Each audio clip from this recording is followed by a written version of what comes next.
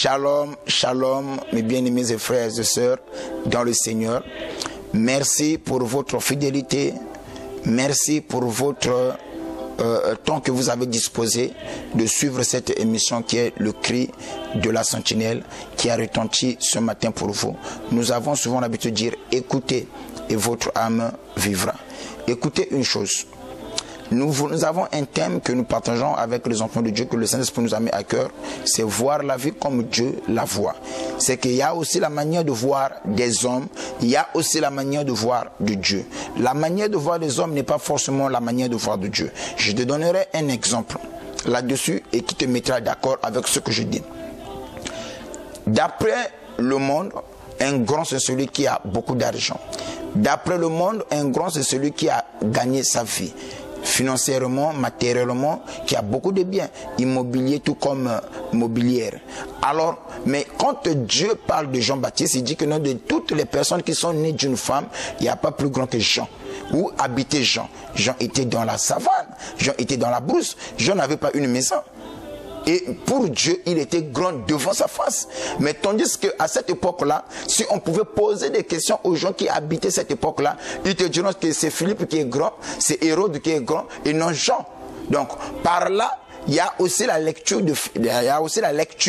ou la thématique, ou la philosophie humaine, qui est la manière dont les gens conçoivent la vie et la manière dont Dieu conçoit la vie. Alors, je disais que si tu veux avancer dans la vie, tu dois comprendre les choses à la manière de Dieu. Mais comment savoir la pensée de Dieu par rapport à la vie? Alors, Dieu a exprimé sa pensée au travers de la parole. La parole de Dieu, c'est une pensée exprimée de Dieu. Donc maintenant, comme cela est écrit, ça devient une pensée écrite. Donc la parole de Dieu, c'est la pensée écrite de Dieu. Et écoutez-moi, enfants de Dieu, toutes les personnes qui ont écrit la Bible, ce n'est pas eux le véritable auteur. Le véritable auteur, c'est Dieu lui-même. Car la Bible nous dit que ce n'est pas par la volonté d'homme qu'une prophétie n'a pas été apportée, mais c'est poussé par l'Esprit que les hommes ont parlé de sa part. Par là, on comprend déjà toutes les personnes qui ont pu écrire la Bible, ils étaient influencés par le Saint-Esprit. Alors, le problème, c'est quoi? Le problème est que voir la vie comme Dieu la voit est très important et en même temps capital.